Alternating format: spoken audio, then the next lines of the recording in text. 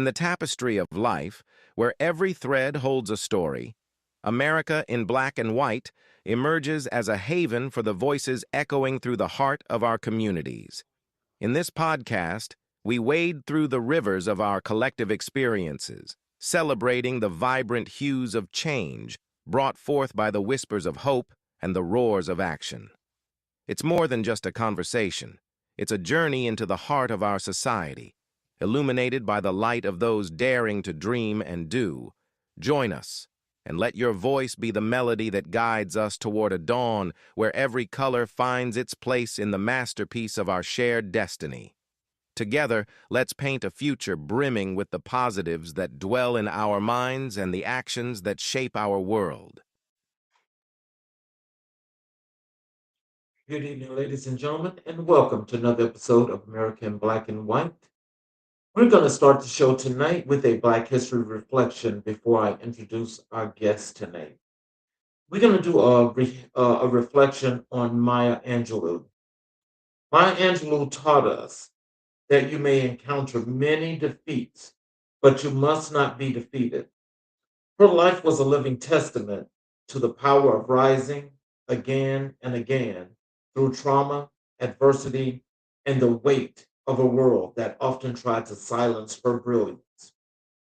Angelou believed that courage was the foundation of every virtue and that our stories, especially the painful ones, become instruments of healing when we dare to speak them aloud.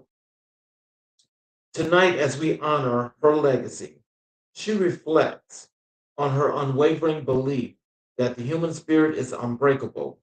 She reminded us that our scars are not signs of weakness, but proof that we survived. And in that survival, we gain the authority to help others rise. Her words echo through our conversation this evening because our guest embodies that same spirit of resilience, transformation, and purpose-driven leadership. So as we get into tonight's show, we gather at the crossroads of resilience and rebirth, where adversity becomes assignment and survival becomes service. This is American Black and White, where we honor the stories that shape us, challenge us, and remind us of the extraordinary strength found within the Black experience. Our guest this evening is a living example of what it means to fight for your life and then use that life to uplift others. Born and raised in Long Island, New York, Marz Bishop faced challenges early, but nothing could have prepared him for the moment his world shifted. Two strokes, partial paralysis, a body that refused to move the way it once did, a future that suddenly felt uncertain. But Marz did what warriors do. He rose. He rebuilt himself piece by piece, not just physically, but mentally, spiritually, and purposefully. And in that rebuilding, he discovered a calling to empower others, to cultivate resilience, to look beyond obstacles, and to focus on solutions that elevate performance and unlock potential. Tonight, we explore the journey of a man who refused to be defined by what tried to break him, a man who turned pain into purpose, setbacks into strategy, and survival into service.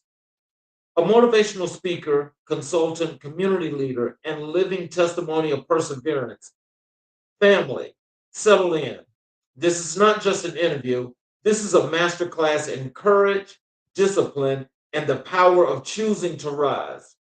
Welcome to American Black and White. Welcome to Season 4, Episode 37, and welcome, Marz Bishop.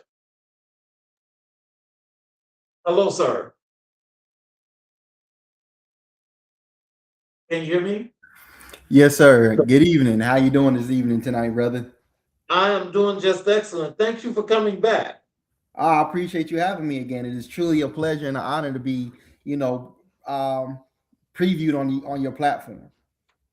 Well, I definitely thank you, and I'm sure that our audience is more than going to thank you because tonight we're all about this resilience. Hey, resilience is the key to life, brother. Resilience is the Yes, key to sir. life.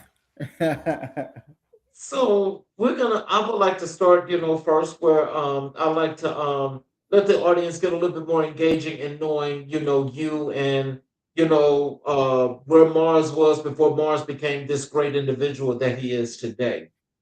Can you tell us what was life like growing up on Long Island, and how did your early environment shape your identity? Life on Long Island was brief. It was hectic but brief. The reason why I say it was brief is because my mother went into the military at what I think I was probably maybe 2 or 3, something like that, maybe. And she went to the military because there were some challenges that she was battling as far as domestic violence. So that was a way for her to escape what she was going through. So she went to the military to save her life. So life on Long Island was brief, um, but it has opened up so many different opportunities. Being able to travel in the Air Force, it opened me up to different cultures, different ethnicities, different backgrounds, um, and I'm thankful of what it actually opened me up to. I won't sit here and say like my whole childhood was bad. I don't think anybody can sit and say that they had a whole bad childhood. I mean, you can say that there were some bad circumstances, and those bad circumstances prepped you and prepared you for whatever it was that was coming your way, right? But once you made it through there, like a resilience, once you adapt and adopt and you persist, you move on. You know what I mean? My childhood was a very good childhood. I had, a lot of smiles, a lot of love, but I also had a lot of challenges from being born with sickle cell anemia. You know what I mean? So if my mother didn't enlist into the military, basically her escaping what was trying to take her life ultimately saved my life as well, because that's when I was diagnosed with the sickle cell. That's when she found out, and from there, I've had some of the best healthcare, as far as like military healthcare, military benefits. So that was actually beneficial to my survival. You know what I mean? And then with the Yes. type of mother that I had, when people hear, I'm not even sure, if your listeners are really acclimated with sickle cell or what it is. I'll give them a quick background of what sickle cell is. So sickle cell really is a deformed red blood cell that lacks oxygen, right? So once it comes out of the bone marrow, it breaks down and it goes into a sickle shape. So your blood cell is actually like a crescent moon, right? So when it's compacted in certain areas, that's where you get the crisis, that's where you get the pain because of the lack of oxygen that it has. So once it gets coagulated in these areas, this is where you get the pain come from. And what they like to do as far as like doctors and hospitals, the healthcare system, is they like to put you on these narcotics that they try to say is going to basically control the pain, but actually by them giving us these narcotics, it actually induces the pain because now you have become codependent on something that really your body wasn't made to be codependent on, and it breaks down the body a little bit more. So my mother, because of the type of individual she is, she made sure that as I was growing up, I was never codependent on any of these narcotics. And whether they be the opioids, as we know today, the opioids have destroyed so many lives.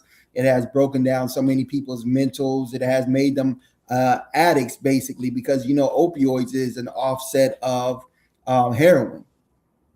Oh, wow. So yeah, so basically, when you think that you're actually helping somebody get better, is you're actually tearing down their internal organs, which is what sickle cell is because it's a blood disorder. It's gonna break down your organs. So by my mother's thinking and her mindset, she kept me from being one of those type of individuals who was addicted to any narcotics. So that's why I said I had the opportunity of having a better childhood because of what she did for me. So when you think about that, and you could think about just how resilient you had to be, How much do you pull from that past experience as you're going forward today, doing all these wonderful things that you're doing? Oh, how much do I pull from it? I'm be honest Yeah. with you, Charles. Mhm. I live in it. I live in it Oh, wow. because you know what I'm saying. One thing I will always try to tell people is that when you grow up with a chronic illness like sickle cell anemia, and you're always in a constant state of pain, there's not a moment that I don't wake up that I have to persevere and endure some type of discomfort, some type of joint pain, some type of bodily pain, whatever it is. So my mind has been acclimated to knowing that this is something that I have to persevere through, right? And like I've always told people, people will always, say about getting stem cell transplants or getting a bone marrow transplant. I will never get rid of sickle cell because sickle cell makes me, this is what lets me know that I'm alive. You know what I mean? Okay. So when you're in a constant state of pain, when you're in a constant state of discomfort, it makes you not be comfortable with being uncomfortable. So, Wait, let me say, it makes you comfortable being uncomfortable. So when you're in a state of being uncomfortable all the time, you know that that's not a place that you want to stay. So you know that it puts you in a mindset of persevering and enduring and pushing through any challenge that comes your way. So that builds your resilience. That builds your tolerance. That builds the fact that you have to go out and you have to do something, right? Despite whatever it may be, and that is it's so impactful in what we do today as far as like when you're an entrepreneur, you're in this industry, how many no's you get. And you know what I'm saying? There could be times when you say, I want to give up. But when you look at everything that you've gone through and you've had this pain your whole life, you know that you can't give up because this is something that is not going to let you give up. Does that make sense? So I'm constantly using this all the time as a resilience, as something to help me keep pushing. when you mentioned the stem cell transplant, now, to my knowledge and what I've actually researched to find out is this the thing that they're doing to actually, as they say, to cure sickle cell? And if so, what can you tell our audience, especially those that have sickle cell, the do's and don'ts, the why or why nots when it comes to this? Well, with me, um, from the beginning, the doctor tried to tell my mother when I was 16 that I wouldn't live till I was 18 years old and that I needed to have a bone marrow transplant. And the bone marrow transplant at that time was just in the what do they call it? Like the trial stages. So it was never anything that was, what I'm saying, like, okay, we can give you data and say that this person has made it through, right? So when they came and they told my mother that and she looked at me, I just told her, I was like, Mommy, I'm not playing with my life. You know what I mean? Like, this is what God gave me. This is how I'm gonna die. So I will never, like I just said earlier, I will never give up sickle cell anemia. I will never, I will never, what I'm saying, try to do a stem cell transplant. I will never do a bone marrow transplant because of the fact of if I gotta go through more pain to get out of pain, then really how is that a cure? You know what I'm saying? And if my body doesn't attach to that bone marrow, or if it's not a good match, I'm out of here. I've heard stories about people who've actually passed away because of the fact of their body didn't take to the bone marrow or the stem cell transplant. So what am I gonna play with my life for? I just February 11th, I just turned 50. So it just lets you know right there that the doctor didn't know what he was talking about. So when I look at who's my healer, when I look at who's the one who's really putting me, who's got me on this journey, I can only look to my heavenly Father because he's the one that's got me where I'm at now. So my thing to those who are going through this is never give up. You know what I'm saying? It's not going to be an easy battle. Yes, you're going to have times where you want to die, but I can guarantee you, if you keep your faith and you keep your mind and your faith strong, God will get you through anything. Wow. So when you reflect on your childhood, what experiences stand out as foundational to who you are today? Oh man. Um, what type of experiences? I would have to say just being in that hospital bed, just going through what I've gone through, you know, I've I've I've had so many near death experiences since I was 5 years old. So from five, I had my first near death experience. 14, I had my next near life experience. Um, 22 was when I had my first stroke. 32 is when I had my second stroke. So I've been on the chopping block my entire life. So when you look at that, the experience that I could say that has built the foundation is that you really don't know how much you don't want to die till you almost die. You know what I'm saying? And it gives you a different appreciation of what you do have. And you take that and you use it on every single opportunity that's given to you. You know what I mean? And you're thankful for every opportunity. And you just understand that through every time that you was going through whatever you were battling, that God strengthened you through that whole thing. Well, what values were instilled in you at a young age that still guide you now? What values were instilled in me that I use now? I would have to say my honesty, my integrity, um, having family values, and my spirituality as something is the foundation of everything that I stand on. So therefore, those are the four pillars that I would say are very important to me. So, can you walk us through the moment your life changed the day of your first stroke?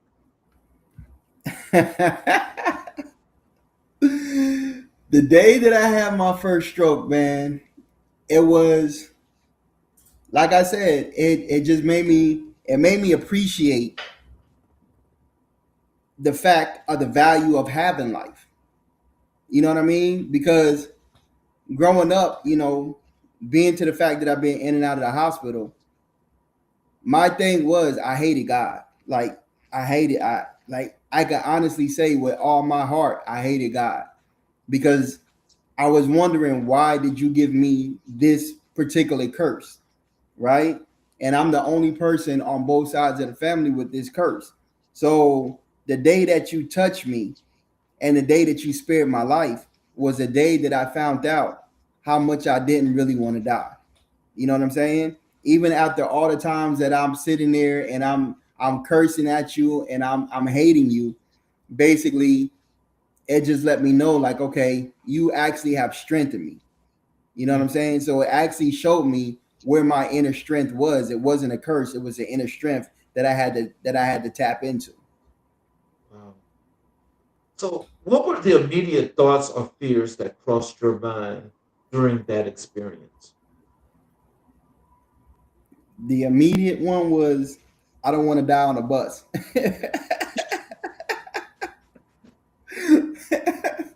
You know what I'm saying? Because I was living in California at the time, right? No, it's cool. It's you can laugh because I laugh at it too. If you can't laugh at yourself, who can you laugh at? Mm. Right? But Right. I was living in California and I was in a destructive mindset. So I was leaving from Inglewood going to LA. And it was the last 20 minutes of that bus ride that my fingers went numb, my lips started tingling, my eyes went blurry when I had those symptoms. And it was like, God, why not right now? That was my first thing is like, don't do this to me right now. You know what I'm saying? Because my mother, she wasn't in California. I was in California to go to school. I was in California because I wanted to pursue my love for entertainment and music. So if I would have died on that bus, nobody would have known. You know what I Mm. mean? So that was my first thing is like, not right now. I don't want to die on a bus. So, was there a different impact that occurred when you had the second stroke? I can't I can't really get into the second stroke. The second stroke.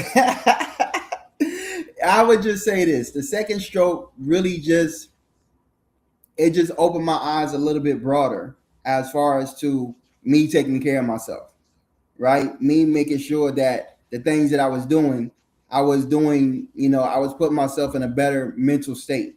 You know what I mean? Because unbeknownst to me, I still had that mindset of wanting to die. So I wasn't really doing the right thing.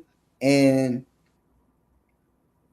I just want to say, like, not to be too graphic about it, it was a more intimate moment that caused the second stroke. So I really don't want to, what I'm Oh, saying? I don't kind of want to get into that particular type of discussion. right.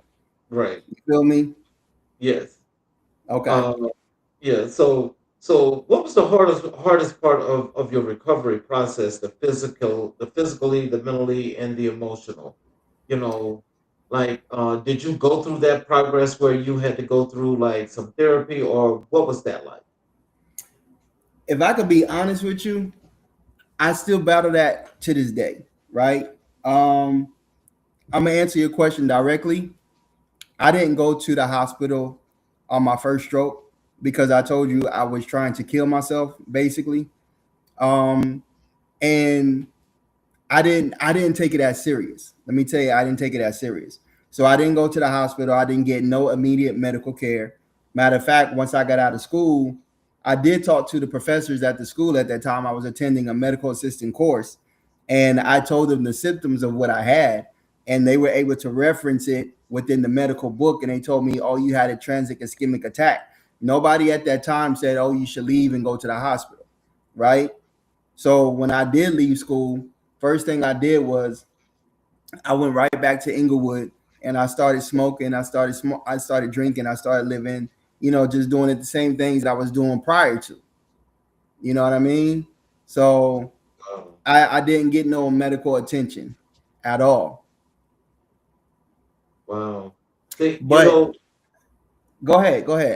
I'm just gonna say, see, and again, I mean, I know that that's not recommended, but it's got to say that there's something about you that you were able to resist this, to work through this, and to still get to your next stage.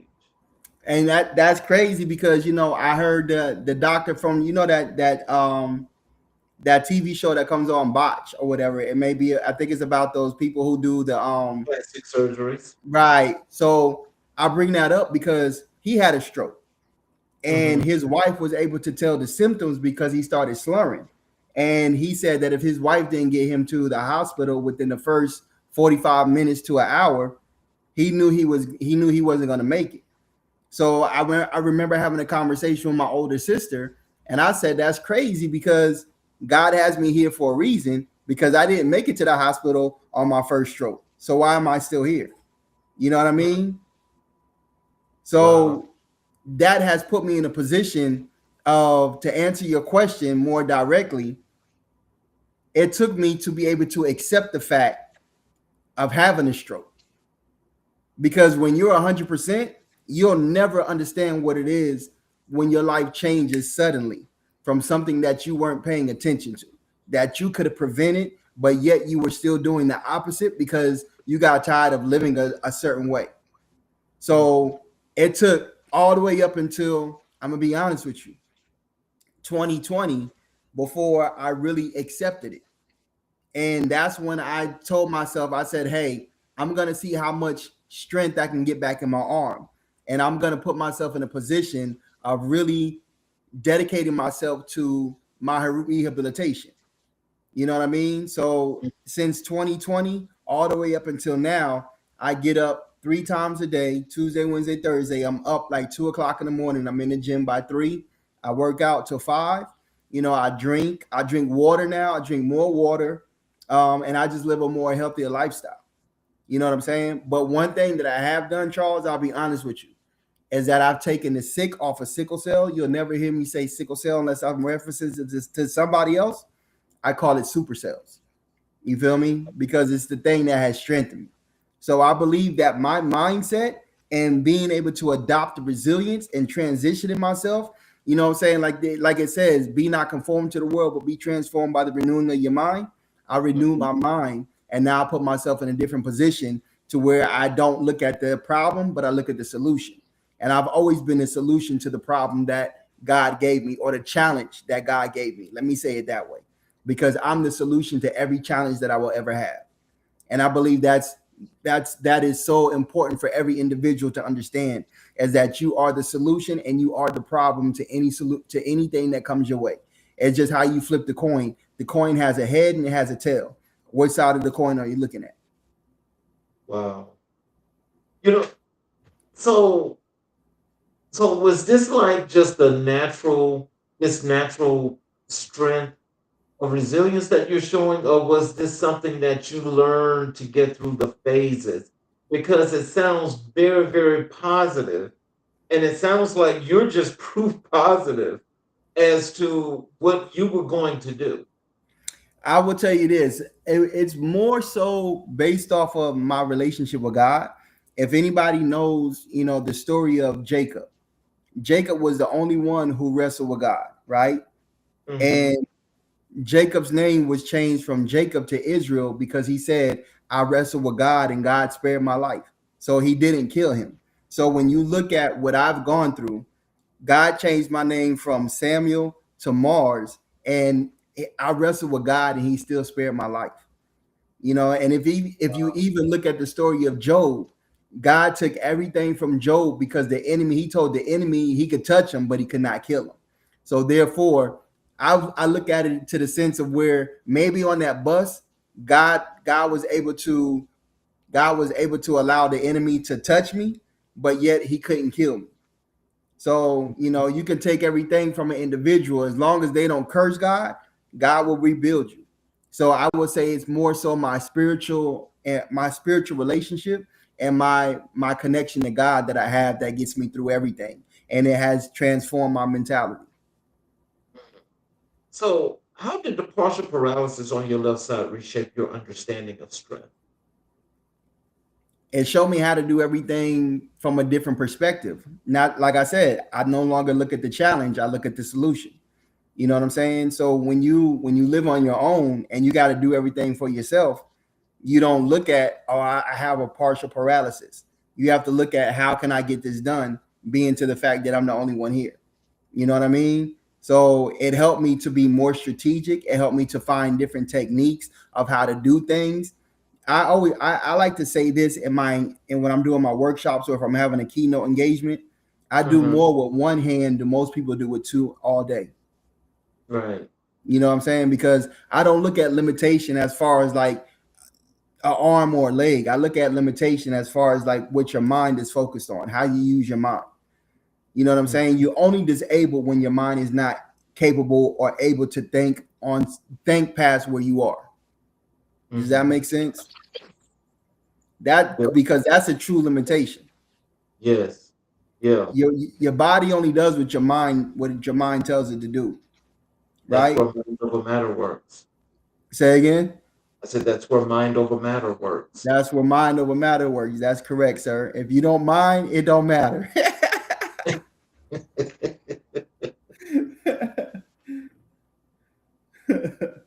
Tran- Let's transition over to your work. Yes, sir.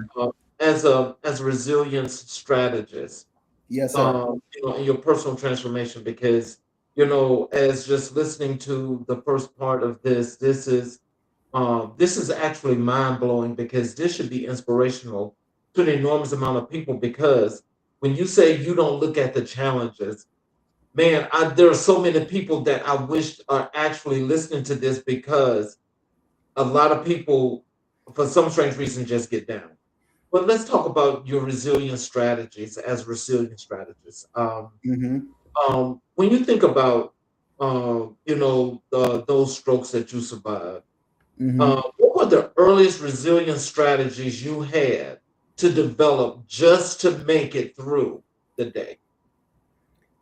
Well, first off, let's look at what resilience actually means, right? Okay. Resilience is the ability to adapt well, bounce back, recover from difficult, challenging, or traumatic life experiences, right? So therefore, you have to understand exactly what resilience means and what part of your life that you have to bounce back from or you have to adapt to, right? And I think a lot of times we get so stuck on the fact of what the challenge is that we lose focus on we have the ability to come up with a solution. You know what I mean? So for me, it was just to make sure that I focused on what the true solution was, and I used that resilience to actually strategize how I was going to put myself in a position of becoming better or surpassing where I was. Because I knew at that point in time, I knew I didn't want to be stuck. Right. And then when I was led from my 9 to 5, it showed me even more so how to basically find a different way of looking at where I was, right? So everybody, and I know this probably isn't a question that you ask right now, but when you look at anybody who's done anything great, right? You look at what they've accomplished instead of looking at who they become. You can't accomplish anything great if you don't become great within yourself first. Mm-hmm. You know what I'm saying? So, like I always tell you, I believe Dr. King was great. Yes, I do. I believe that Malcolm was great. I do. I believe that I'm gonna just use this really quick. I believe Tupac was great. I believe Nipsey Hussle was great. Right? Right. It wasn't what they did that made them great. It's who they became and the resilience that they had to persevere through the challenges that they went through. Okay. Now, for me personally, the two that I focus on the most is Malcolm X and Tupac because of their mental. You okay? Oh yes, sir. My allergies. Okay. Malcolm, it was his mindset. Like right. when I read the autobiography of Malcolm X, Malcolm said that it was a reporter that asked him what school did he go through? What school did he go to? Malcolm said, I didn't go to school. It was the school of books that I went to. So that automatically showed me that knowledge is perpetual. You don't have to be in a classroom to learn.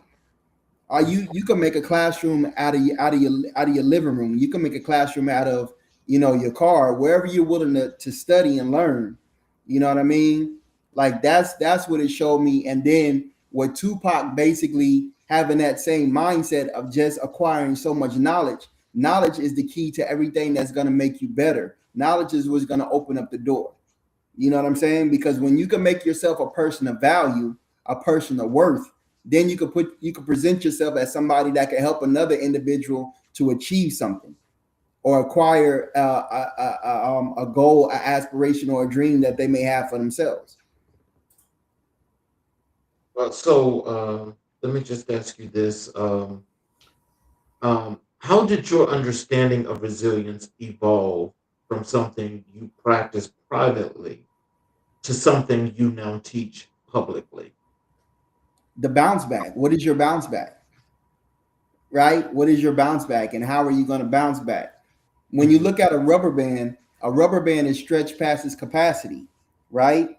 A rubber band's actual creation is to be stretched and wrapped around something else. So that way it can hold it together. And if you throw it, a rubber band will bounce back to you. It'll come back, right? So when you're stretched past your capacity, is it going to break you or is it going to help you to understand how to wrap yourself around another situation or another circumstance? So therefore, you're not putting yourself in a position of where you give in to whatever that challenge is, right? Because when you look at trauma is a psychic behavioral disorder that stems from either some type of physical challenge or an emotional challenge. We've all been through something emotional, right?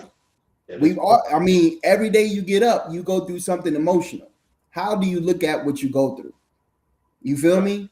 Right. Like, come on, the bounce back is right there. It's up to you to say that I'm not gonna allow this to stop me.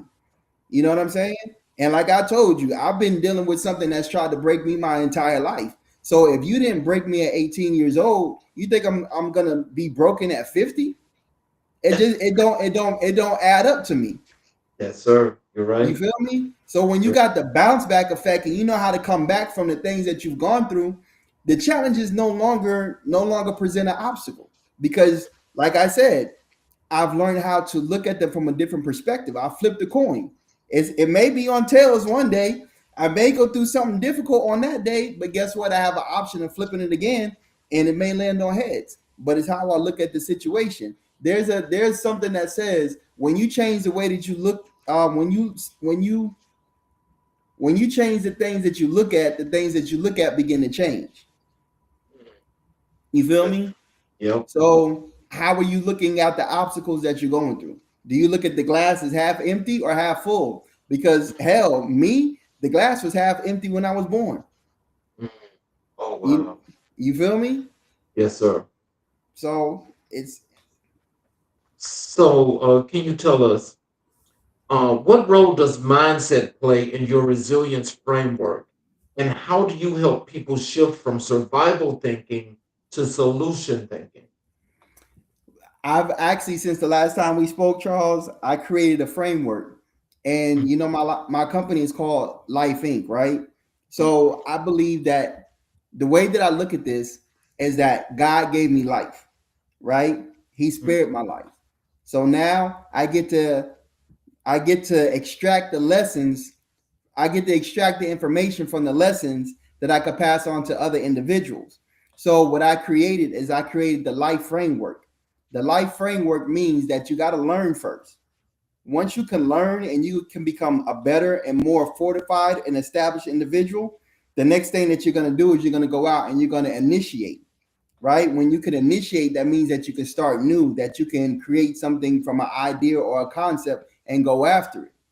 And then when you fortify yourself, you make yourself a stronger person, a better individual, from everything that you've gone through. The next thing that you're going to do is ultimately you have to go out and execute.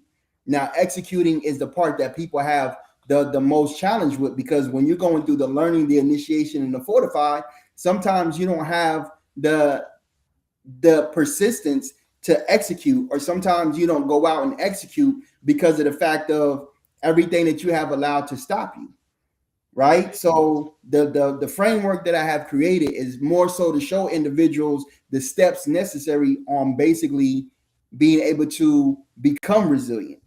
You know what I'm saying? And use that strategy to say, like, I'm not going to allow this to stop me.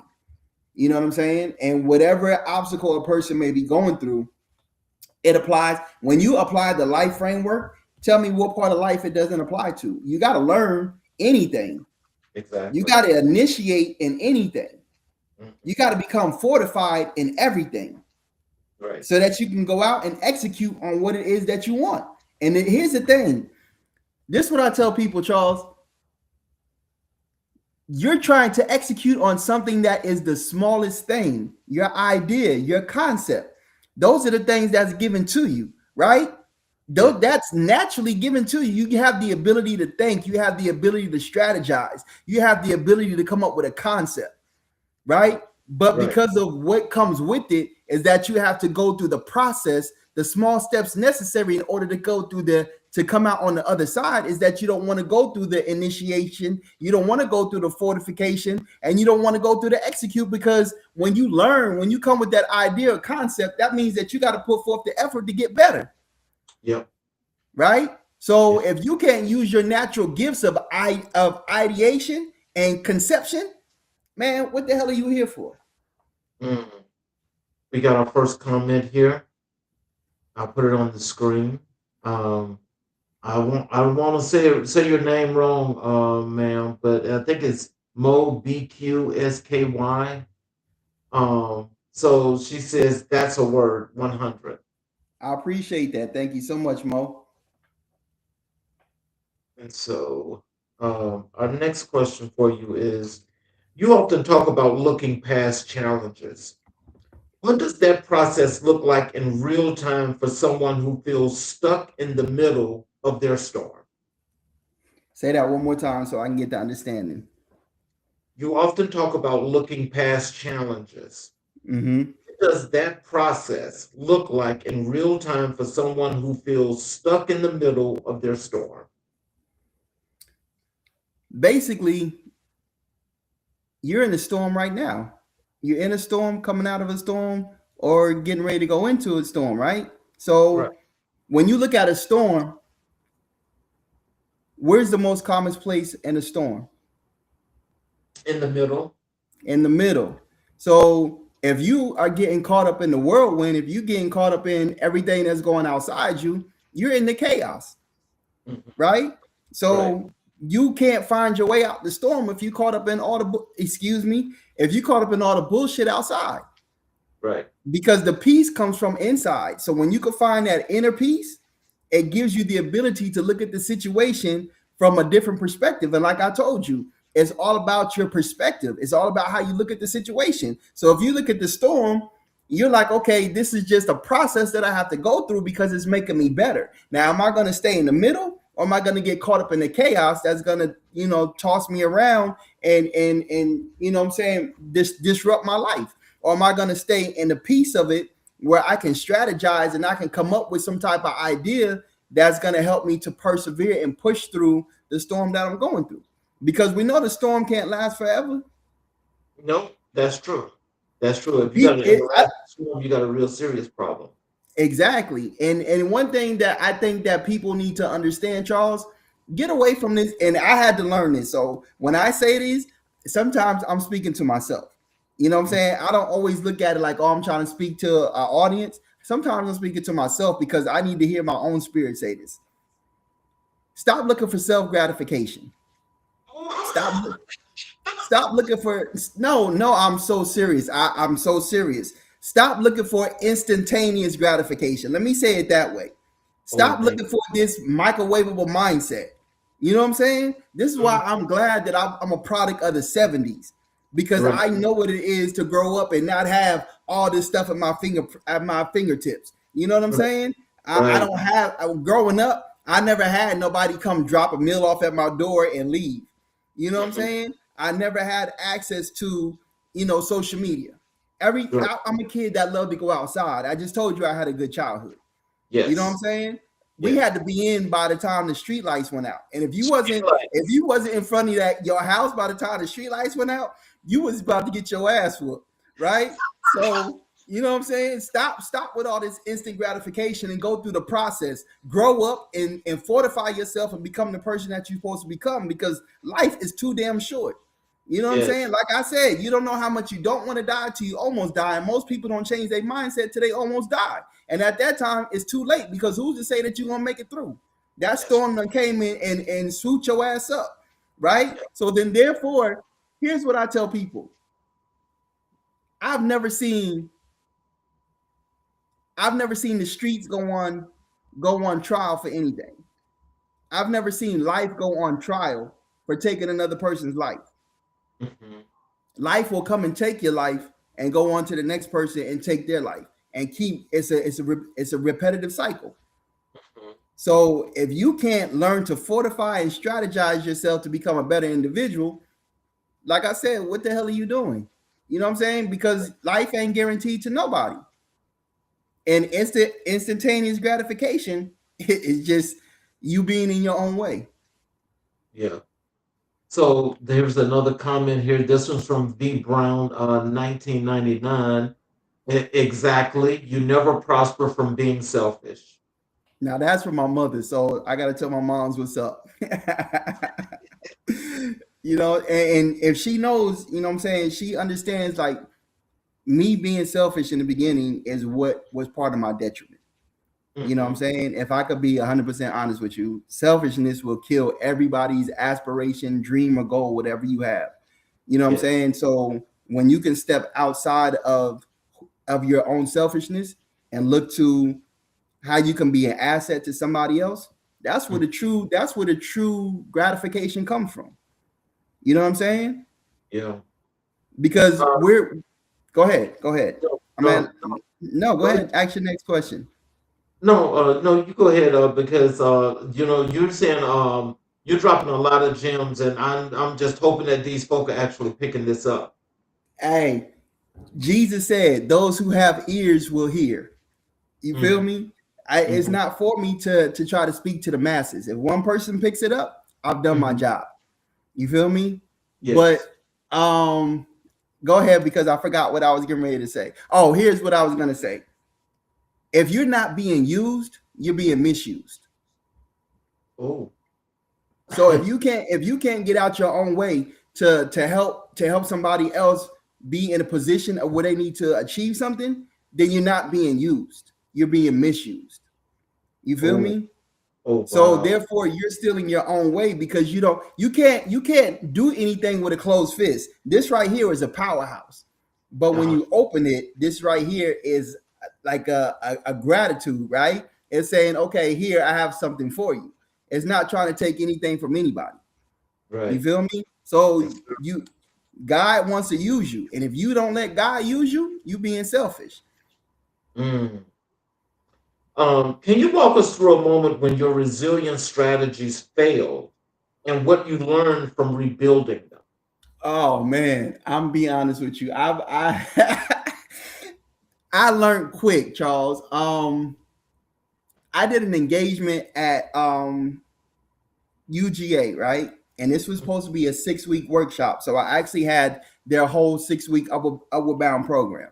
And what happened was I did not I did not facilitate the right way. And basically it became more so where people took it as being personal, like they felt like it was an attack.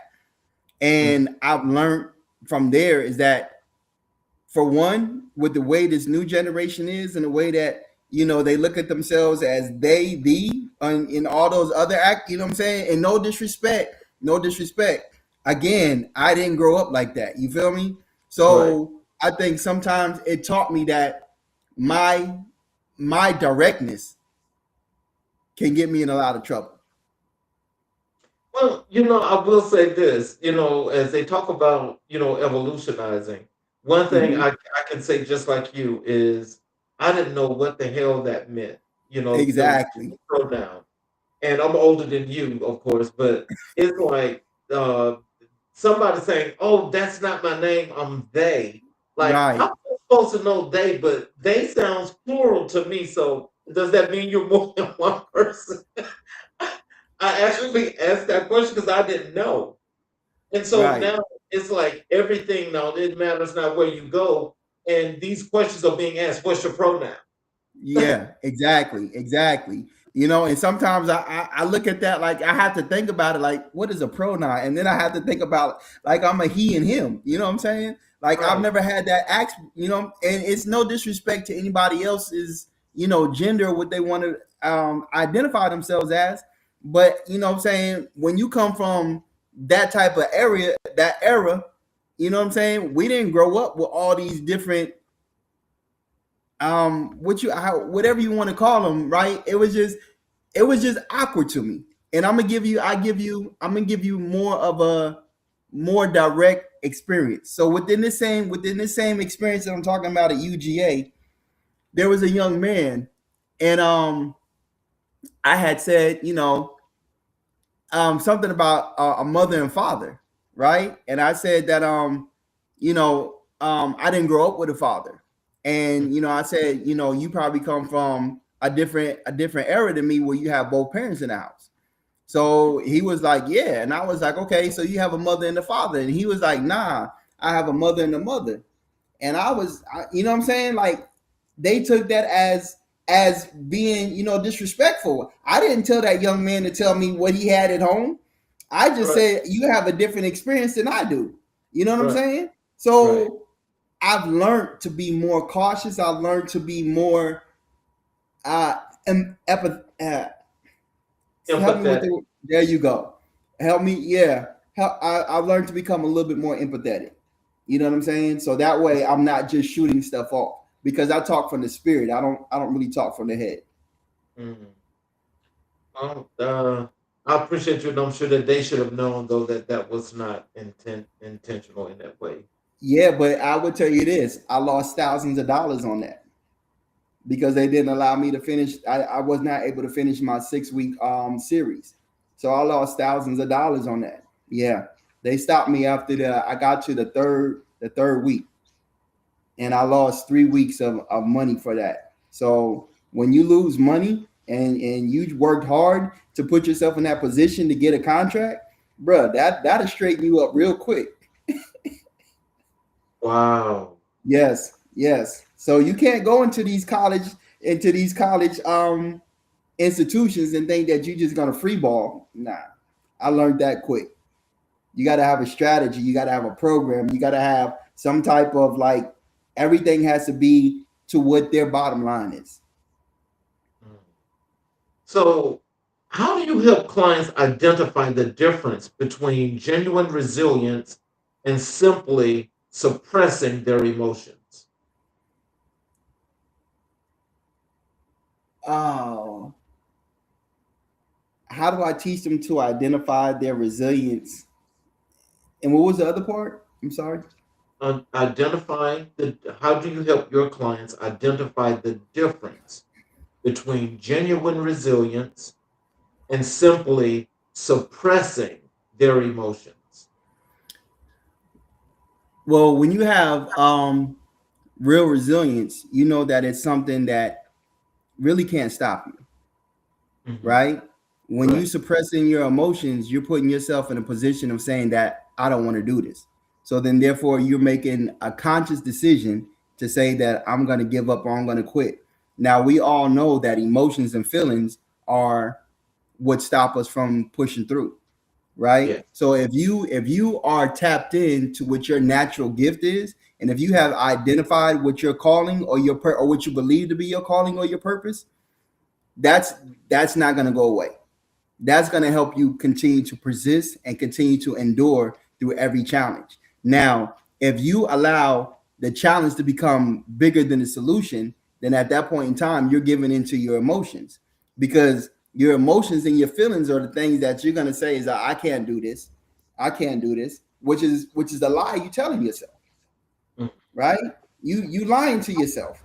So I tell people this, and I'm so honest. You can lie to you, but you can't lie to me.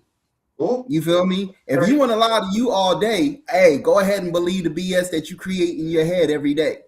You know what I'm Right. saying? But if I come in here and I can see the greatness and I can see the potential, you know what I'm saying? Then I know what you're capable of. It's just that you're not willing to do what's required for you to get the outcome that you want. So then, therefore, you have to ask yourself: is it resilience or is it your emotions? And if it's your emotions, get the hell out my way, because I'm not an emotional person. You feel me? And if that's what it is, then I know where to keep you. I keep you on that part of where I don't want to be bothered with you, because then you're gonna stop me from doing what I need to do. You know what I'm Right. saying? Where it Right. says you can't take everybody with you on where you're called to go, because everybody's not meant to go with you. So then, therefore, the person who's operating on their emotion is going to try to keep you back, because emotion comes with anger, it comes with hate, it comes with jealousy, it comes with self doubt, it comes with apathy, it comes with depression, it comes with anxiety, it comes with all these things that people don't even look at, and it's called cognitive ability. You Mm. feel me? So when you look at the difference between cognitive ability and mindset, cognitive ability is the functioning of the mindset that gives you the strength to keep persevering, where true resilience comes from. Because when Right. you start to develop your cognitive ability, you start to develop your critical thinking. You start to develop your focus. You start to develop the way that you speak. You start to develop everything about you as an individual. So if my cognitive ability is vibrating on a low level, that means that I'm operating off emotion. But if I put myself to operate at a higher cognitive ability, that means that I'm operating in a strength and a focus that most people will never reach. Wow. So, how do you get them to that point? I get them to that point by making them look at themselves. Hmm. You feel me? What I do is nothing, it's not for me. You got to check yourself, and you got to look Right. at yourself all the way to the core. You feel Right. me? Because I had to do the same thing. And I had to do the same thing when I was in Hartford, Connecticut Correctional Center. And I was in there for 4 months for first degree robbery, conspiracy to commit robbery, and larceny. I was at the bottom. And that's where I felt like God snatched everything away from me. And only at that point, when I hit rock bottom, who was the person other than my mother and my grandfather that was there for me? God. So at that point in time, that's where I had to make the first covenant. God, if you get me out this situation, I never go back to living the way that I was living before. Until you're able to make that agreement with yourself, you're gonna keep going in the same cycle over and over again. And like they say, anything you do over and over again is what? Insanity. So are you really insane? You feel me? Like I don't really have time for that. You know what I'm saying? I don't put myself in positions that I don't want to be in, and I don't put myself around people that I don't want to be around. I'm very stubborn. I'm very thick-headed.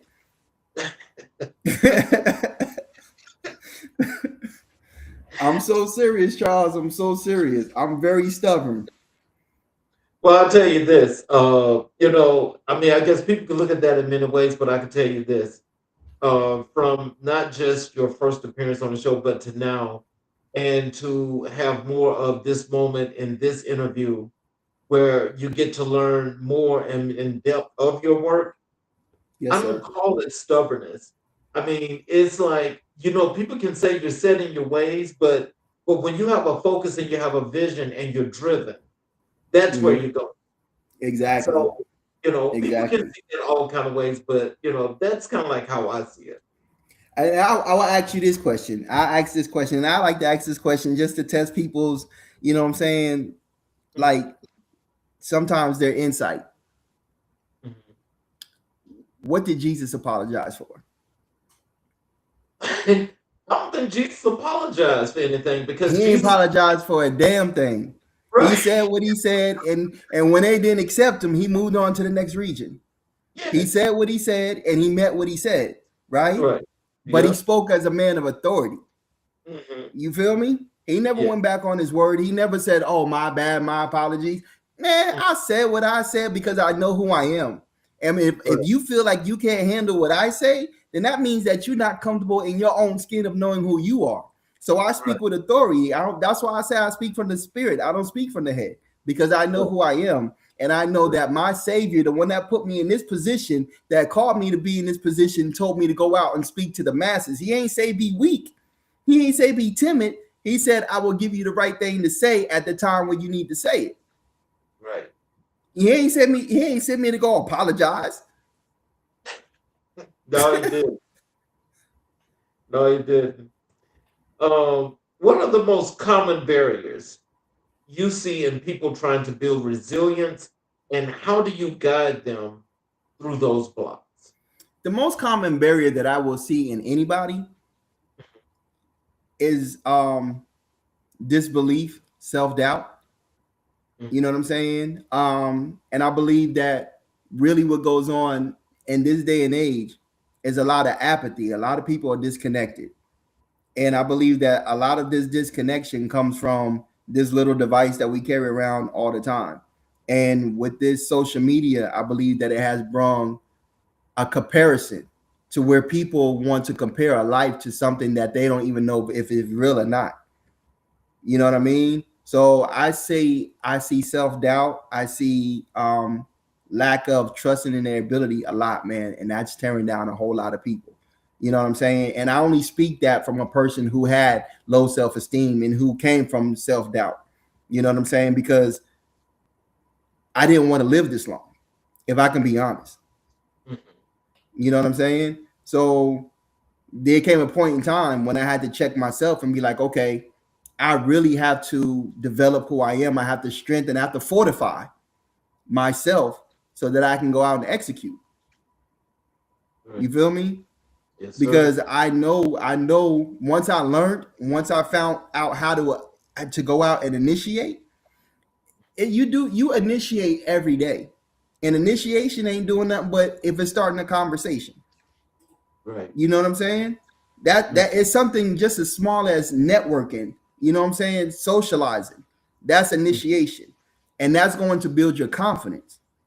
So if you're not putting yourself in a position of developing and cultivating yourself, you're keeping yourself isolated on this island. And that is tearing down a lot of people because you like to hide behind this little box that, like I said, we didn't have growing up because I went outside and I played. You know what I'm saying? And I Yep, played hard until the sun went down. exactly. Look, because you also know one thing when you say when those street lights come on, you know you need to be in that house. When the street lights come on, I need to be in that house. If not, my mom's was coming to look for you and she was coming looking for that ass with a belt. But no, seriously, self-doubt and lacking belief in themselves, the low self-esteem is what's tearing everybody down, to be honest with you. Mhm. So, how do you integrate physical healing, emotional healing, and mental discipline into one unified resilience strategy? Developing your cognitive ability because the functioning of the brain is all three of those. Hmm. You feel me? So Hmm. when you understand, and this is something I didn't understand. So I don't want to sit here and make it seem like I'm all knowing because I'm not. I can only Hmm. talk about what I found out. And what I found out was from the way that I started reading, right? I became an avid reader because when I was in school, Charles, I hated learning. Like I hated reading, right? Hmm. But once God put me in this position, I had no other choice but to cultivate myself. So there's a like I said before, there's a difference between cognitive ability and mindset. And once you could understand that the cognitive ability is a part that helps to cultivate you, to help develop you and make you a better individual, it will move you past all those things that you just said. So if you focusing on your mindset, mindset is limited because mindset is the emotions and the feelings of the part of your body. Your cognitive ability is the functioning of the mindset to make you stronger. That makes you, you know what I'm saying, that gives you the critical thinking that helps you look at solutions versus challenges. So if you don't have the understanding of cognitive ability versus the mindset, which is this flesh, which is this right here, the emotions and the feelings, how do you feel? How do you think that you're gonna really grow and be the best version of you? Hmm. That's interesting. So, let me just ask you this because as I listen to you speak on these different concepts and these different things, they're more than inspiring, but they're also things that make you think. How did you get to that part? Because it's really interesting because being thought provocative, you know, is actually as you say, you like to help and to give out, because you got your hand open. You're feeding when you're doing that. Right, right. So how did you get there? Oh man. Well, I will say this. I've always been creative by nature. Hmm. I've always had a knack of words. Um, and I think that when I really was called to be in this position, there was one thing that I needed to do. And I needed to know who my father was so that I could know who my big brother was. And I say that because I needed to know who God was before I can even understand what my calling was. Right? So I started reading the Book of Promise, which is the Bible to me. And the reason why I call it the Book of Promise is because everything from Genesis to Revelation is a promise. When you have a covenant, that's a promise, right? Okay. So I've read the Bible from cover to cover, from Genesis to Revelation 4 times. Hmm. So within that, you have no other choice but to gain insight because you're edifying your spirit. You know what I'm saying? When you edify your spirit, you're edifying every part of your natural body, right? You're Yeah. edifying who you are as an individual. So I guess over the course of me reading the Bible this many times, it made me look into different topics like psychology. I started reading psychology. There's a great book by Dr. David R. Hawkins, who was a psychologist. He wrote Power versus Force. Power versus Force is talking about your natural ability versus forcing something that you really don't want to do. You have your natural ability, which is your ideas, your concepts. Those things put you in a better position because what I learned is that you make more money off your ideas than you do your labor, right? So I read Power versus Force. I read another book. I can't grab it right now. um, that Dr. David R. Hawkins wrote. It's about learning like apathy. It's about learning the different stages of depression, anxiety, apathy, and just learning what those things are. And then I started reading Malcolm X. I started reading um,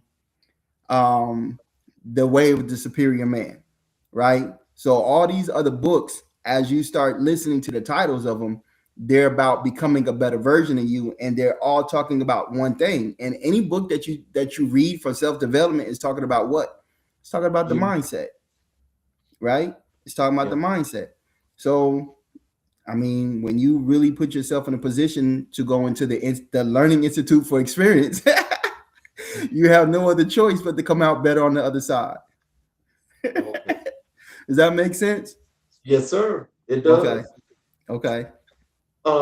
In your consulting work, how do you tailor resilience strategies for individuals versus organizations or community groups? You just have to know what they want. You have to know what they want, right? Everybody, it's really nothing different. It's really nothing different. I think the only thing that's different from it is the language that we use, right?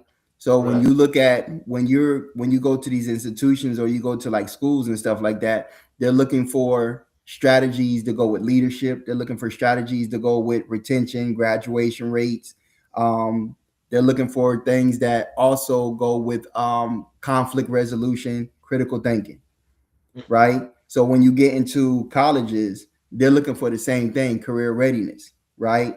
So that still goes into the leadership, that goes into the conflict resolution and all those other things. So when you look at it, when you go into corporate America, you have to learn the language, which is now transitioning to the KPIs, right? The the company strategies, basically their bottom line. How are you going to make them more money? You know what I'm saying? Like if they're bringing you in, they're bringing you in to solve a problem, right? So basically resilience is across everything. Again, that's why the company is called life. There's no individual bigger than life. We all know that we have a starting point, we all know that we have an ending point. What you do in the middle is up to you. So it's just about being able to speak those languages, learning the language of the indigenous people. And when I say indigenous people, if it's higher education, if it's corporate, if it's um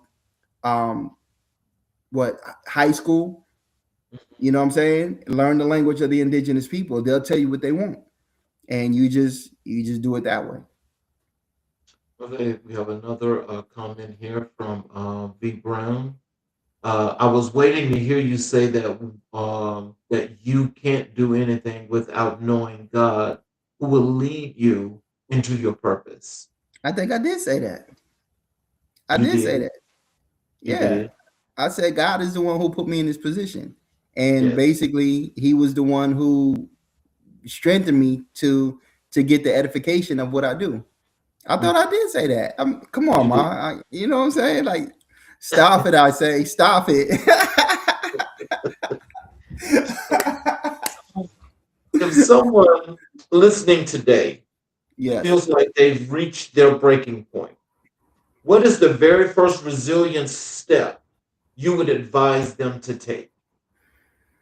First off, I would let them know that they haven't reached a breaking point because they're still alive. You know what I'm saying? So I would say accept that with a level of gratitude and then focus on what you want to achieve, not where you are.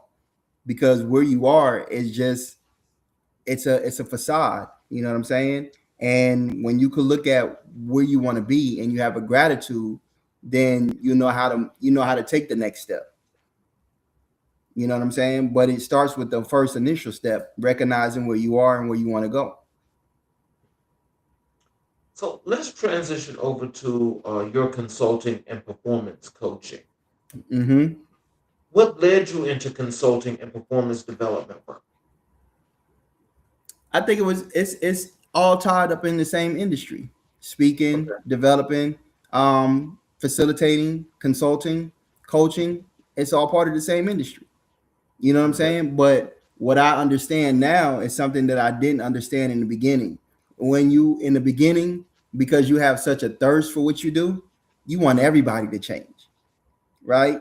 You want to share this wealth of knowledge with them. You want to show them like, hey, if God can do this for me, I know He can do it for you. But what I learned is that not everybody has that same hunger. Not everybody has that same resilience. You know what I'm saying? Not everybody has that same bounce back. Not everybody is willing to change. Mhm.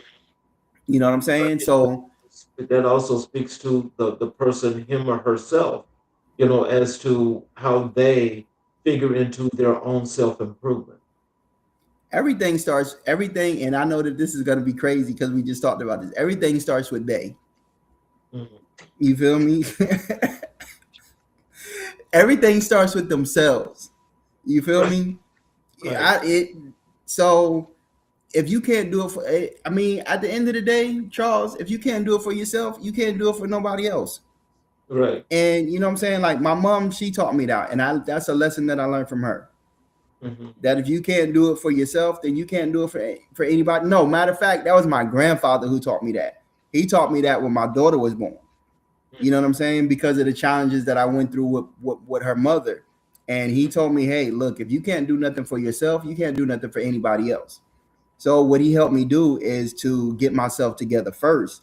Unfortunately, I didn't catch that before I went to jail, but I caught it when I came out of jail. And I understand now that it all starts with me. And in order for me to make her life better, I got to make myself better because I'm the cup that has to pour into her. So, can you tell us how do you help individuals or organizations identify their blind spots?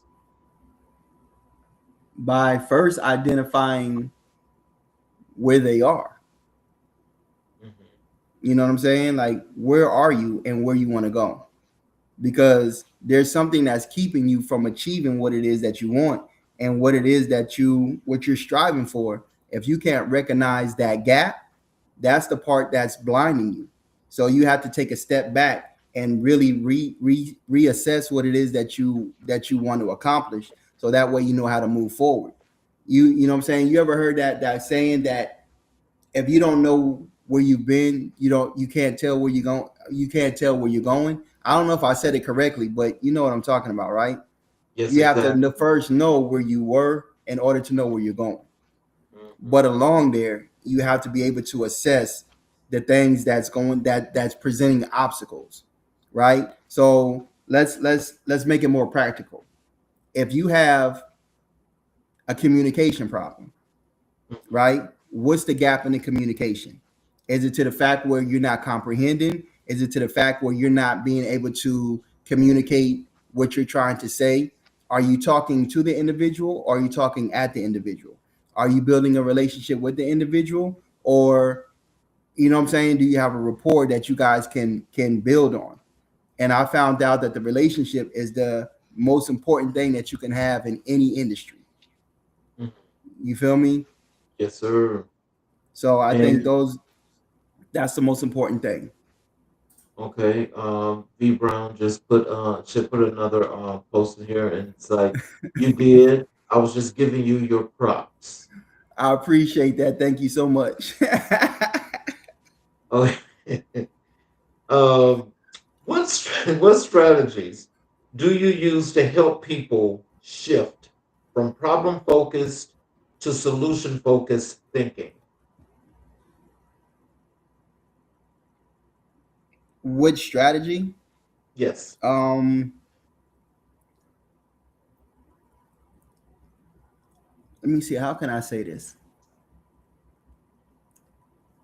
Tell me the end part of that question again, Charles, so I know that I'm answering the correct way. What strategy do I use to help people go from? To help people shift from problem focused to solution focused thinking.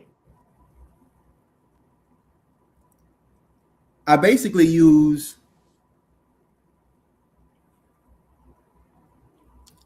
the strategy of basically showing them how to look outside the box. right? And the reason why I say look outside the box is because, like I said before, when you're looking at the challenge, you're looking at it from one perspective. You have to be Okay. multifaceted instead of one dimensional. And what I mean about that is the strategies that I had to learn on being able to just everyday tasks, right? With Mhm. one hand is one of the most challenging tasks that you will ever do, that you'll ever have to, you know what I'm saying, figure out. So if I could show an individual basically, well, if I could teach them the strategies of looking outside of the the the the challenge that's right in front of them, and seeing that there's so many other options if you look at it, you know what I'm saying? Like Right. sometimes you're gonna have to do something different that people won't really understand, you know what I'm saying, but it has to make sense to you. And one thing is that you can't fall into what everybody wants you to do, you know what I'm saying, because you'll end up doing exactly what everybody else is doing. You're right. So, and what taught me that is having one ligament stripped from me. How do you make something out of nothing with one hand? Mm. You know what I mean? So you have to look at it from a perspective of the other senses that you have. And if You you could, know, if you go ahead. I was just gonna say, I I want you to like kind of like just break this down, for the audience as you're explaining this question, because I think your resolve is like it's like unbeknownst to a lot of people, because a lot of people probably aren't used to positive, positive reinforcement the way you present it. Can you explain can you explain in detail as best as you can as to how is it that you're able to think this positive overtake on all of these things?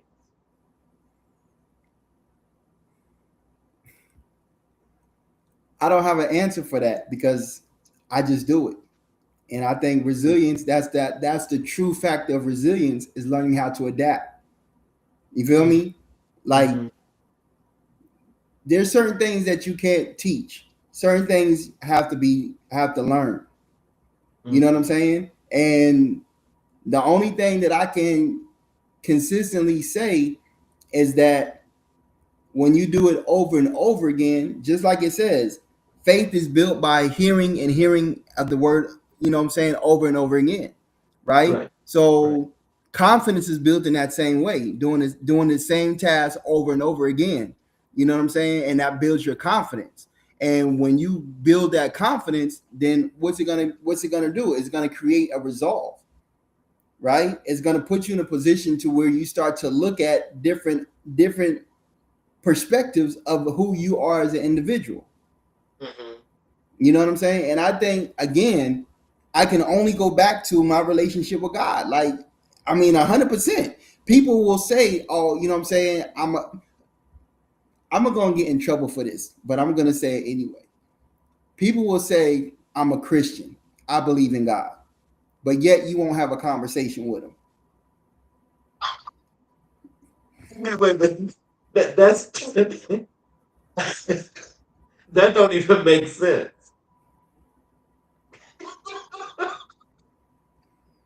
Again, certain things can't be taught; they just learned. Okay. Great example.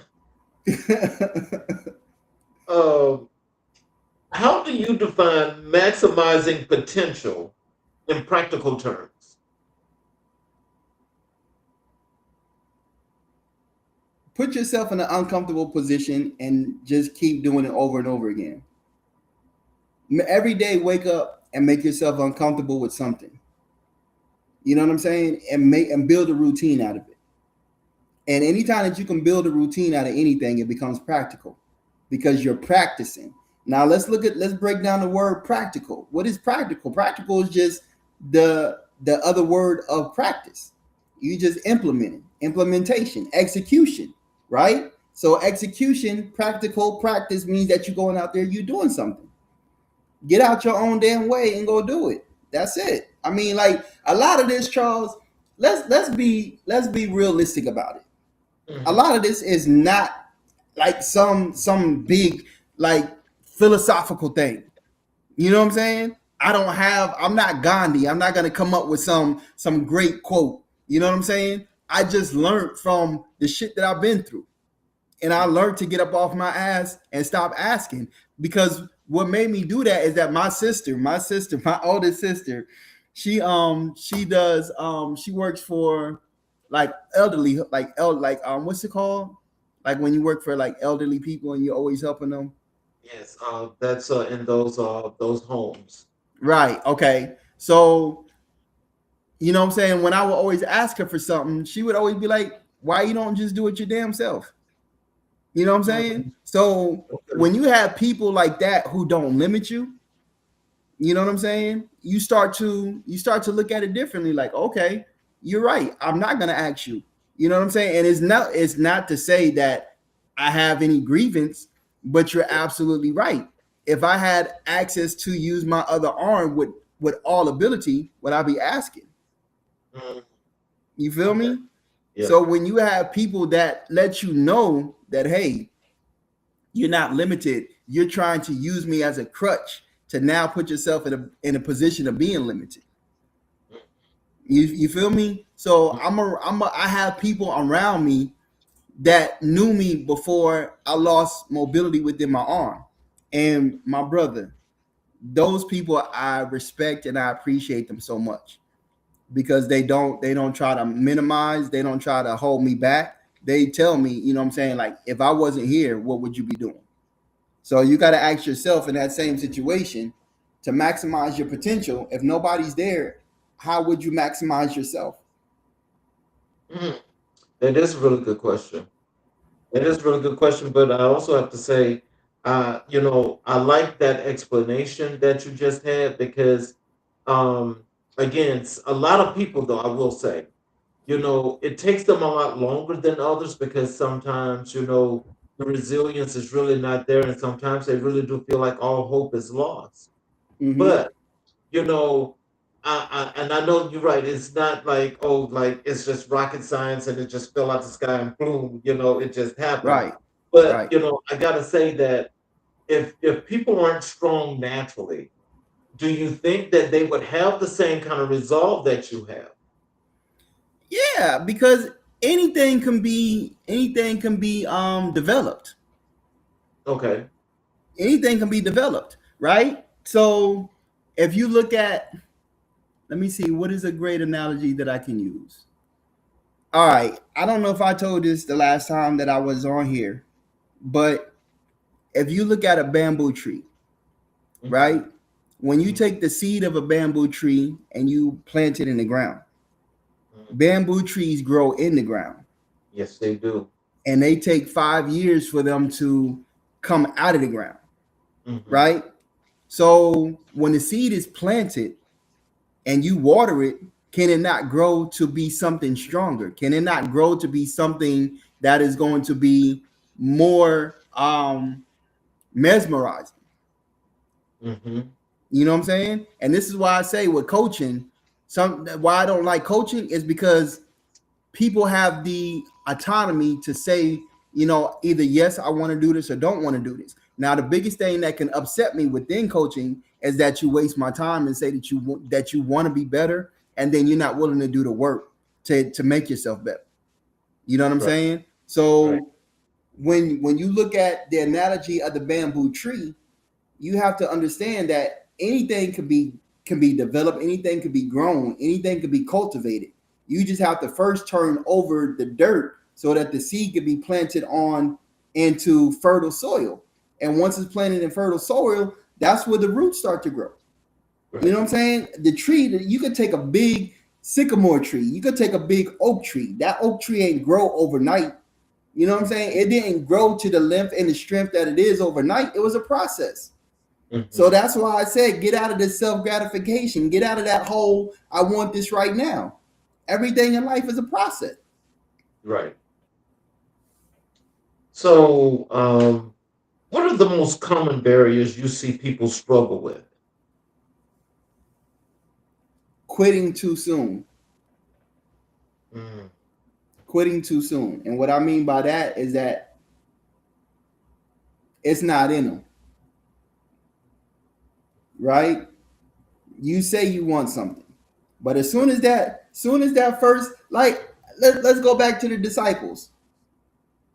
They were in the boat.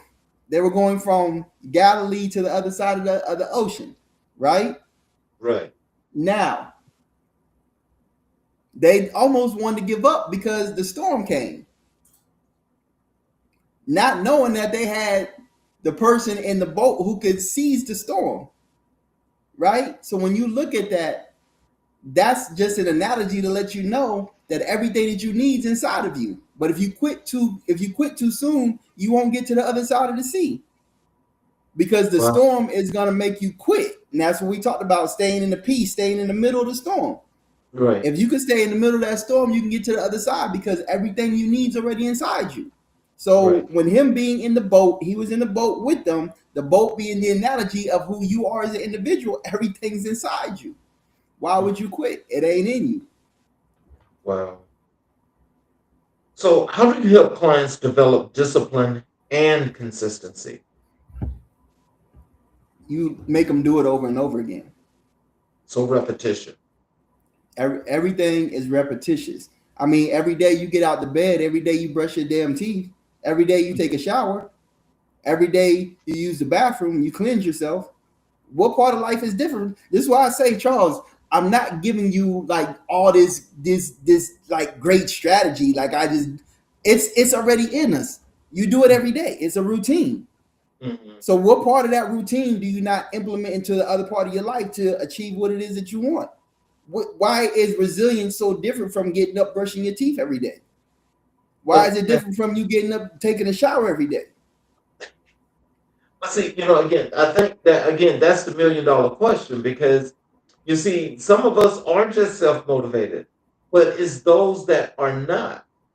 And that question does come to play, like I wonder, why are you struggling so much more than this person? We Mm. know that everybody is different, but again, as they say, circumstances are different for a lot of people, and people are affected in so many different ways. I say, like, that energy that you got, package it up and sell it. I'm being serious, because I'm telling you, that becomes infectious, but that's a good thing, though. Right, right. When it gets that way, it's kind of like, I don't, it's hard to explain, really, but it's pretty much like you pretty much can pick up on the right energy and Mm-hmm. the wrong energy. And when you pick up on the right energy, it's like, okay, I need to understand something a whole lot more, because I don't get this part. I don't get this part. Now they do move and they try to do things, but they're not on. They're not at least at the 8 before getting to 10. Okay. Now, some of those, that's like, well, I just really don't think I could do this. Oh, well, All I right. don't know if I'm good enough to do this, and so forth. And they're down on a 2. So if they're on a 2, you're gonna have to work a whole lot harder with them, because they're just not getting it. They're not. I'm not gonna say that they can't be motivated, but they want to be motivated, but don't know how to be motivated. They don't know how to think in those critical areas to make things happen.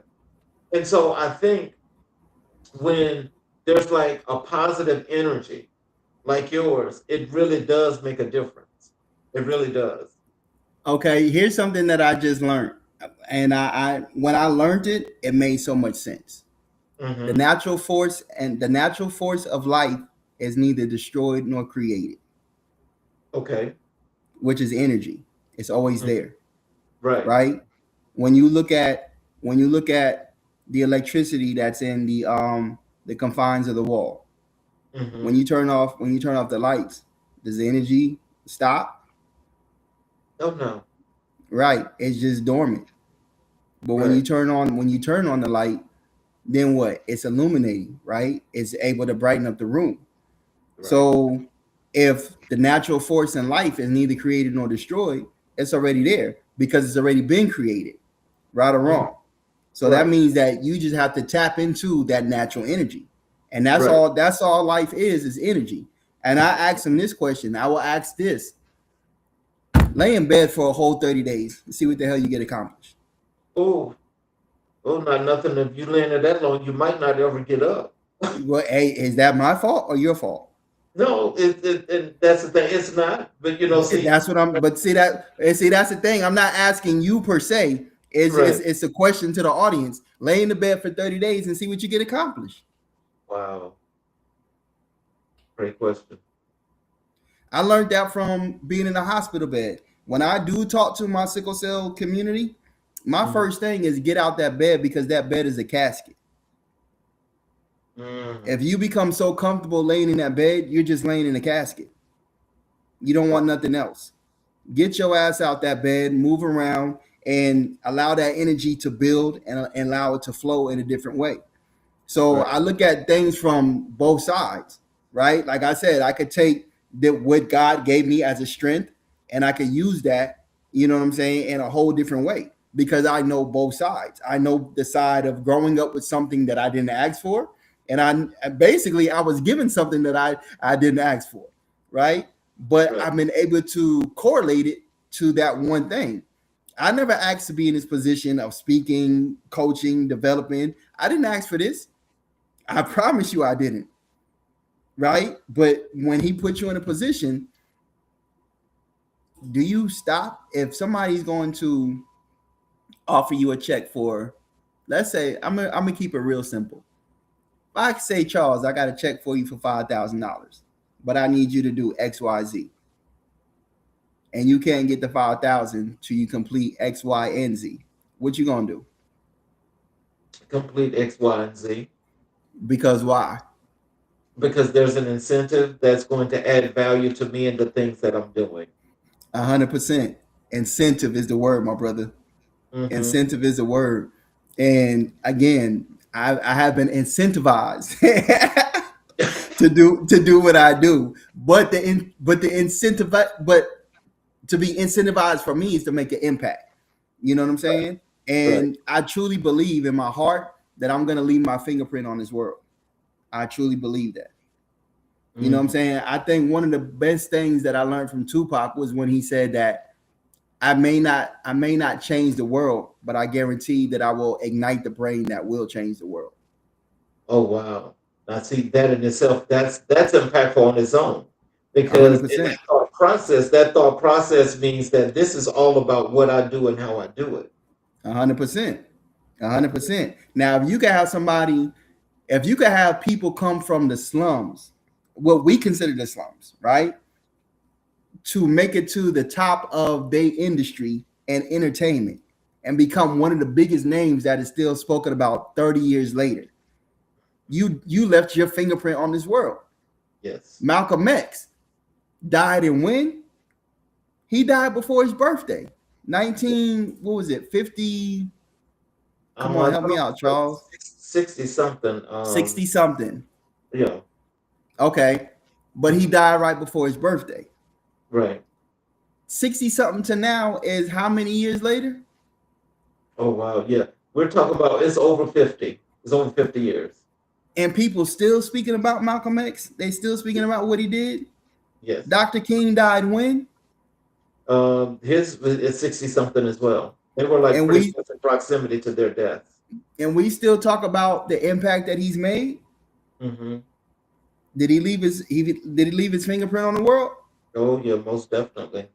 And here's the crazy thing: neither one of those people wanted to get into any of the civil rights movement, the Black people movement. Malcolm was a criminal.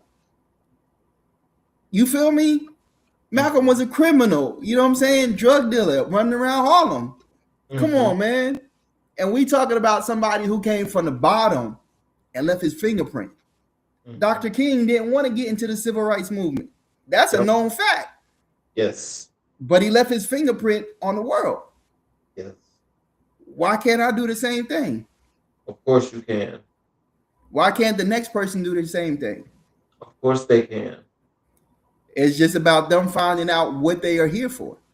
You're not just here to look pretty and just be on social media. You know what I'm saying? You're here to make an impact. You're here to be used. Like I said, if you're not being used, you're being misused. Mhm. I gotta remember that one. I'll send it to you. I gotta remember that one because as I think about that, and I put that in the memory bank. There's so many people that need to hear that. Mm. Because I I'm think gonna keep that one too. because that in itself that adds incentives as well. That's an Mm-hmm. incentivizing phrase. Mm-hmm. Because here's the thing: we always talk about, I'm not gonna let that person use me. I'm not gonna let. It's how you be used. You know what I'm Right. saying? One Right. thing I remember listening to a Pac interview. He said that everybody gets pimped. How you get pimped is the thing, Yes. right? So That's true. how you get used and how you allow yourself to be used is two different things. Yes, sir. And my final question for you. Yes, sir. Can you tell us what does accountability look like in your coaching model? Accountability looks like you doing exactly what you're supposed to do and somebody guiding you along the process to get it done. Mhm. So if some like I'm a part of a accountability group um in the gym, and every morning we have what's called a tap in, Mhm. right? So we'll tap in, letting them know like, hey, I made it to the gym this morning, right? And what we'll do is we'll post that on each other's social media page. You know what I'm saying? And it's just an accountability, because when you're held accountable, it gives you more an incentive to want to do it, right or wrong. Mhm. You know what I'm Okay. saying? Yeah. So I think accountability is something that is not micromanaged, but it's helping to encourage and empower an individual to do something that they said they were going to do, because that's accountability. Accountability is holding you accountable to what you said that you was going to do and what you want. So, what are some words of wisdom and encouragement you'd like to leave for our audience in closing, as well as how they can connect with you via your social media, your website, all those wonderful things? Um, I will close. I will close with saying one of the most powerful quotes that I still quote today. And I told this to my daughter when she tried to tell me some BS nonsense, right? And and she said, "Dad, I feel like I'm trying to find myself." Right? The thing is this. George Bernard Shaw said, "Life's not about finding yourself. Life is about creating yourself. Mhm. Everything that you want, you create. You already know where you are. You're not trying to find yourself. You're not trying to do none of that. You know what I'm saying? Only thing you're trying to do is decide on who you're trying to become, and you're trying to create that version of you. So when you can tap into the version of you that you want to become, and you create it by the ideologies and the concepts, it's basically going back to the life framework. Learn, initiate, fortify, and execute. Go out there and do it, because the only true failure comes when you quit. Mhm. So, uh, how can they connect with you via your social? You can connect with me all platforms. Everything is under Marz Bishop, MarzBishop, at any social media. Or you So, can you can you can email me too at Life Inc. Movement, LifeIncMovement at gmail.com. before I do my closing monologue, I want to say to you, I want to thank you again so much for blessing Thank us you. with your presence because, again, the uplifting is what's so important. And in community building, is words of wisdom and encouragement that you're offering that makes so much of a difference to a lot of people. Because as I was mentioning throughout, this interview, is that there are a lot of people that aren't self-starters and they really do need that push and that help to get going. And I want to Hmm. thank you so much for delivering this again on American Black and White. I thank you, Charles. And with my closing monologue, I want to say this. Tonight, we witnessed the power of a man who refused to surrender, a man who faced the unimaginable, yet chose to rise, not just for himself, but for everyone who would one day need his story.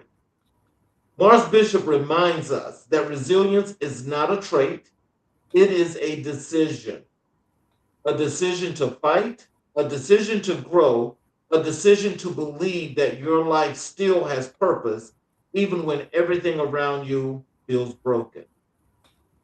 His journey is a testament to the truth that adversity does not diminish us, it reveals us. It shows us what we're made of, it shows us who we can become, and it shows us that even in our darkest moments, there's still light waiting to break through. As we close tonight's episode, let Marz's story be a reminder that you're stronger than your struggle, bigger than your setback, and more powerful than your pain. Your breakthrough may be on the other side of everything you fear the most.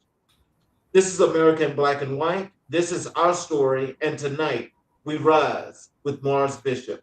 You Yes, all sir. have a great evening. Please come see us tomorrow night again, same time at 6 p.m. Eastern Standard Time, as we have another great show for you. Thank you again, sir. And I'll definitely be in touch with you. Thank you. I appreciate you, Charles, and thank you for the platform. I appreciate your time. Yes, sir.